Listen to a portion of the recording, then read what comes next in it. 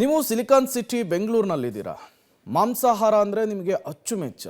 Silicon city ಬೆಂಗಳೂರಿನಲ್ಲಿರುವಂತಹ ಮಾಂಸಾಹಾರ ಎಷ್ಟೊಂದು ಸುರಕ್ಷಿತ ಹಾಗಾದರೆ? ಯಾಕಾಗಿ ಈ ಪ್ರಶ್ನೆ ಅಂದ್ರ ಇಲ್ಲಿದೆ ನೋಡಿ ಡೀಟೇಲ್ಸ್. ಬೆಂಗಳೂರಿಗೆ ಸರಬರಾಜು ಆಗ್ತಿದ್ಯಾ ನಾಯಿ ಮಾಂಸ? ರಾಜಸ್ಥಾನದಿಂದ ಬೆಂಗಳೂರಿಗೆ ಬರ್ತಾ ಇದೆ ಡಾಗ್ ಮೀಟ್. ಹಿಂದೂ ಸಂಘಟನೆಯಿಂದ ಸಾವಿರಾರು ಕೆಜಿ ಮಾಂಸ ಸೀಸ್. ಬೆಂಗಳೂರಿನಲ್ಲಿ ಎಲ್ಲಿ ನೋಡಿದ್ರು ವೆಜ್ ಹೋಟೆಲ್ಗಿಂತ ನಾನ್ ವೆಜ್ ಹೋಟೆಲ್ಗಳೇ ಹೆಚ್ಚು. ಆದ್ರೆ ಇಲ್ಲಿಗೆ ಬರುವಂತಹ ಮಾಂಸಗಳ ಮೇಲೆ ಮೊದಲಿನಿಂದಾನು ಕೆಲವರಿಗೆ ತೀವ್ರ ಅಸಮಾಧಾನದ ಜೊತೆಗೆ ಅನುಮಾನ ಕೂಡ ಇದೆ. ಇದಕ್ಕೆ ಪೂರಕ ಅನ್ನುತ್ತರ ಹಿಂದೂಪರ ಹೋರಾಟಗಾರ ಪುನೀತ್ ಕೆರೆಹಳ್ಳಿ ನೇತೃತ್ವದ ಕೆಲವರು ಜೈಪುರದಿಂದ ಟ್ರೈನ್ನಲ್ಲಿ ಬೆಂಗಳೂರಿಗೆ ಬರ್ತಾ ಇದ್ದಂತಹ ಸುಮಾರು 2,000 ಕೆಜಿ ಮಾಂಸವನ್ನ ತಡೆದಿದ್ದಾರೆ. ಟ್ರೈನ್ನಿಂದ ಟಾಟಾ ಏಸ್ ವಾಹನದ ಮೂಲಕ ನಗರದ ವಿವಿಧ ಭಾಗಗಳಿಗೆ ಹೋಗ್ತಾ ಇದ್ದಂತಹ ಮಾಂಸವನ್ನ ತಡೆದಿದ್ರು. ಇನ್ನು ಬಾಕ್ಸ್ಗಳಲ್ಲಿದ್ದಂತಹ ಮಾಂಸವನ್ನ ಓಪನ್ ಮಾಡಿ ಇದು ನಾಯಿ ಮಾಂಸ, ಪ್ರತಿದಿನ ಬೆಂಗಳೂರಿಗೆ ಬೇರೆ ಬೇರೆ ರಾಜ್ಯಗಳಿಂದ ಸಾವಿರಾರು ಕೆಜಿ ನಾಯಿ ಮಾಂಸ ಬರ್ತಾ ಇದೆ, ಇದನ್ನ ಇಲ್ಲಿ ತಂದು ಕುರಿ ಮತ್ತು ಮೇಕೆ ಮಾಂಸ ಅಂತ ಜನರಿಗೆ ತಿನ್ನಿಸ್ತಿದ್ದಾರೆ ಅಂತ ಪುನೀತ್ ಕೆರೆಹಳ್ಳಿ ಹಾಗೂ ಬೆಂಬಲಿಗರು ತೀವ್ರ ಆಕ್ರೋಶವನ್ನ ವ್ಯಕ್ತಪಡಿಸಿದ್ರು. ಇಲ್ಲಿಂದ ರೆಸಲ್ ಮಾರ್ಕೆಟ್ ತಗೊಂಡೋಗಿ ಹಲಾಲ್ ಮಾಂಸ ಅಂತ ಹೇಳ್ಬಿಟ್ಟು ಈ ಮಾಂಸನ ತಗೊಂಡೋಗಿ ಪ್ರತಿ ಅಂಗಡಿಗಳಿಗೆ ಡೈಲಿ ಬರುತ್ತೆ ಸರ್. ಇದು 1-2 ಟನ್ ಅಲ್ಲ, ಎಲ್ಲಾ ರಾಜ್ಯದ ಎಲ್ಲಾ ಜಿಲ್ಲೆಗಳಿಗೂ ರಾಜಸ್ಥಾನದಿಂದ ಈ ಮಾಂಸ ತರಿಸ್ತಾರೆ. ಇದ್ರ ಜೊತೆ ನಾಯಿ ಮಾಂಸನ ಮಿಕ್ಸ್ ಮಾಡ್ತಾರೆ. ಪ್ರತಿದಿನ 6 ಟನ್ ಮಾಂಸ ಬರುತ್ತೆ. ಇದನ್ನ ವಿನಿಗರ್ ಹಾಕಿ ಕ್ಲೀನ್ ಮಾಡ್ತಾರೆ, ಬೆಳ್ಳಗ್ ಮಾಡ್ತಾರೆ, ಫ್ರೆಶ್ ಮಾಂಸ ಅಂತ ಮಾರ್ತಾರೆ. ಈ ಮಾಂಸ ಕಟ್ಟಿಂಗ್ ಮಾಡಿ ಹೋಟ್ಲಿಗೆ ಹೋಗುತ್ತೆ. ಯಾವ ಮಾಂಸ ಕಟ್ಟಿಂಗ್ ಆಗಿ ಹೋಟ್ಲಿಗೆ ಹೋಗುತ್ತೋ ಅದ್ರನ್ನ ನಾಯಿ ಮಾಂಸ ಜೊತೆ ಕಟ್ ಮಾಡ್ತಾರೆ. ಪುನೀತ್ ಕೆರೆಹಳ್ಳಿಯಿಂದ ಹಣಕ್ಕಾಗಿ ಬ್ಲಾಕ್ ಮೇಲ್. ಇದು ಪಕ್ಕಾ ಕುರಿ ಮಾಂಸ. ಅಬ್ದುಲ್ ರಜಾಕ್ ಯಾವಾಗ ಮಾಂಸವನ್ನ ತಡೆದು ಪ್ರತಿಭಟನೆ ಮಾಡೋದಕ್ಕೆ ಶುರು ಮಾಡಿದ್ರು, ಮುಸ್ಲಿಂ ಮುಖಂಡ ಅಬ್ದುಲ್ ರಜಾಕ್ ಸೇರಿದಂತೆ ಮುಸ್ಲಿಂ ವ್ಯಾಪಾರಿಗಳು ಸ್ಥಳದಲ್ಲಿ ಜಮಾಯಿಸಿದ್ರು. ಒಂದು ಹಂತದಲ್ಲಿ ಎರಡೂ ಕಡೆಯವರು ಕೈ ಮಿಲಾಯಿಸುವ ಹಂತಕ್ಕೆ ಗಲಾಟೆ ಶುರುವಾಗಿತ್ತು. ಪರ ವಿರೋಧದ ಘೋಷಣೆಗಳು ಕೂಗಿದ್ರು. ಇದು ನಾಯಿ ಮಾಂಸ ಅಲ್ಲ, ಇಲ್ಲಿನ ಕುರಿಗಳಿಗೆ ಬಾಲ ದೊಡ್ಡದಾಗಿರುತ್ತೆ, ಅದೇ ಕಾರಣಕ್ಕಾಗಿನೇ ಇವರು ನಾಯಿ ಮಾಂಸ ಅಂತಿದ್ದಾರೆ. 12 ವರ್ಷದಿಂದ ಇದೇ ವ್ಯವಹಾರ ಮಾಡ್ತಾ ಇದೀವಿ. 2 ದಿನಕ್ಕೆ ಒಮ್ಮೆ ರಾಜಸ್ಥಾನ ಸೇರಿದಂತೆ ವಿವಿಧ ಕಡೆಗಳಿಂದ ಬೆಂಗಳೂರಿಗೆ ಮಾಂಸ ಬರುತ್ತೆ. ಐಸ್ ಗುಡ್ಡೆಗಳಲ್ಲಿ ಇಟ್ಟು ತರ್ತೀವಿ.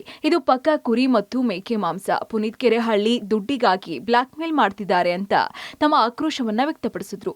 ಕಳೆದ 12 ವರ್ಷಗಳಿಂದ ನಾವು ನಿಯಮಾನುಸಾರ ಈ ಬಿಸ್ನೆಸ್ ಅನ್ನ ಮಾಡ್ತಿದೀವಿ. ಕರೆಕ್ಟ್ ಆಗಿ FSSAI ಲೈಸೆನ್ಸ್ ಇದೆ ಪ್ರತಿಯೊಬ್ಬರ ಹತ್ರ. ಆದ್ರೆ ಈ ಜೈಪುರಿಂದ ಯಾವ ಮಾಂಸವನ್ನು ನಾವು ತರಿಸ್ತಾ ಇದೀವಿ, ಇದು 10ರಿಂದ 12 ವರ್ಷಗಳಿಂದ ಬರ್ತಾ ಇದೆ. ಎಲ್ಲ ದಾಖಲೆಗಳನ್ನ ನಾನು ಪ್ರೆಸ್ ಕಾನ್ಫರೆನ್ಸ್ ಮೂಲಕ ಪ್ರೆಸ್ ಕ್ಲಬ್ ಬುಕ್ ಮಾಡಿ ಇದನ್ನ ನಾನು ಬಿಡುಗಡೆ ಮಾಡ್ತೀನಿ.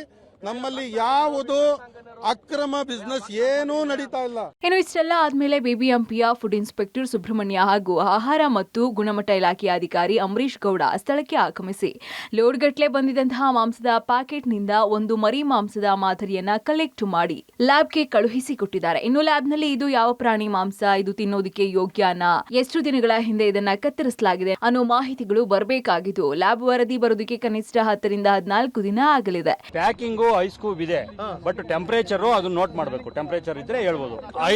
ಹೈಜಿನಿಕ್ ಕಮ್ಮಿ ಇದೆ. ಸೀಸ್ ಮಾಡಬೇಕಾದ್ರೆ ಟೋಟಲ್ ಪ್ರಾಡಕ್ಟ್ಸ್ ಮಾಡಬೇಕಾದ್ರೆ ಅದನ್ನ ನಮ್ಮ ಫ್ರೀಜರ್ ಅಲ್ಲಿ ಇಡಬೇಕು. ಅರ್ಥ ಮಾಡ್ಕೊಳ್ಳಿ, ಇದು ಪೆರಿಷಬಲ್ ಮ್ಯಾಟ್ರು, ಇದು ಬೇಗ ಕೆಟ್ಟೋಗ್ತದೆ. ಅರ್ಥ ಮಾಡ್ಕೊಳ್ಳಿ. ಇದನ್ನ ಲ್ಯಾಬ್ ಕಳಿಸ್ಕೊಟ್ಟು 14 ದಿವಸಕ್ಕೆ ರಿಸಲ್ಟ್ ಬರ್ತದೆ. ರಿಸಲ್ಟ್ ಬಂದ್ಮೇಲೆ ಈಗ ಅವ್ರ ಕಡೆಯಿಂದ ಎಲ್ಲಾ ಡಾಕ್ಯುಮೆಂಟ್ ತಗೊಳ್ತೀವಿ, ಸಿಗ್ನೇಚರ್, ಅವ್ರ ಅಡ್ರೆಸ್ ಪ್ರೂಫ್ ಎಲ್ಲ, ಅವ್ರ ಮೇಲೆ ನಾವು ಕಾನೂನು ಕ್ರಮ ಜರುಗಿಸ್ತೀವಿ. ಇನ್ನು ಈ ಬಗ್ಗೆ ಮೊದಲು ದೂರು ನೀಡಿದಂತಹ ಬಿಲಾಲ್ ಅನ್ನೋ ವ್ಯಕ್ತಿಯನ್ನ ಕಾಟನ್ಪೇಟೆ ಪೊಲೀಸರು ವಶಕ್ಕೆ ಪಡ್ಕೊಂಡ್ರು. ಈ ಸಂದರ್ಭದಲ್ಲಿ ಪೊಲೀಸರೊಂದಿಗೆ ಮಾತಿನ ಚಕಮಕಿಯೂ ನಡೀತು. ದೂರು ನೀಡಿದವ್ರನ್ನೇ ಬಂಧಿಸ್ತೀರಾ ಅಂತ ನೆರೆದಿದ್ದವರು ಪೊಲೀಸರ ವಿರುದ್ಧ ಆಕ್ರೋಶವನ್ನ ವ್ಯಕ್ತಪಡಿಸಿದ್ರೆ, ನಾನೇ ದೂರು ನೀಡಿದ್ದು, ಈ ಸಂಬಂಧ ಸಿಎಂ ತನಕ ದೂರು ಕೊಡ್ತೀನಿ ಅಂತಾರೆ ಬಿಲಾಲ್. ಇನ್ನು ಮಾಂಸದ ಸ್ಯಾಂಪಲ್ ಅನ್ನ ಲ್ಯಾಬ್ಗೆ ಕಳುಹಿಸ್ತಾ ಇದ್ದಂತೆ ಹೋರಾಟ ಮಾಡಿದಂತಹ ಪುನೀತ್ ಕೆರೆಹಳ್ಳಿಯನ್ನ ಸಹ ಪೊಲೀಸರು ಕರ್ಕೊಂಡು ಹೋಗಿದ್ದಾರೆ. ಸದ್ಯ ರಾಜಸ್ಥಾನದಿಂದ ಬಂದಿದ್ದಂತಹ ಅಷ್ಟು ಮಾಂಸವನ್ನ ಪೊಲೀಸರು ವಶಕ್ಕೆ ಪಡೆದು ಕೋಲ್ಡ್ ಸ್ಟೋರೇಜ್ಗೆ ಕಳುಹಿಸಿಕೊಟ್ಟಿದ್ದಾರೆ. ಇತ್ತ ಮಾಂಸದ ಮಾಲೀಕ ಅಬ್ದುಲ್ ರಜಾಕ್ಗೆ ಆಹಾರ ಇಲಾಖೆ ನೋಟಿಸ್ ನೀಡಿ ಮಾಂಸ ಸಾಗಾಣಿಕೆ ಬಗ್ಗೆ ಸಂಪೂರ್ಣ ಮಾಹಿತಿ ಕೊಡುವುದಕ್ಕೆ ಕಚೇರಿಗೆ ಬರುವಂತೆ ಸೂಚನೆ ಕೊಟ್ಟಿದೆ. ಒಟ್ಟಾರೆ ಈ ಮಾಂಸ ಯಾವುದು, ಇದನ್ನ ಸೇವಿಸೋದಕ್ಕೆ ಯೋಗ್ಯವಾದ ಮಾಂಸನ ಅನ್ನೋ ಸತ್ಯತೆ ವರದಿ ಬಂದ ಬಳಿಕ ಅಷ್ಟೇ ತಿಳಿಯುತ್ತೆ.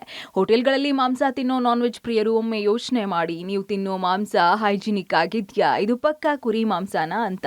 ಉಮೇಶ್ ಜೊತೆಗೆ ಮಾರುತಿ, ಬೆಳ್ಳೂರು, ಪಬ್ಲಿಕ್ ಟಿವಿ, ಬೆಂಗಳೂರು.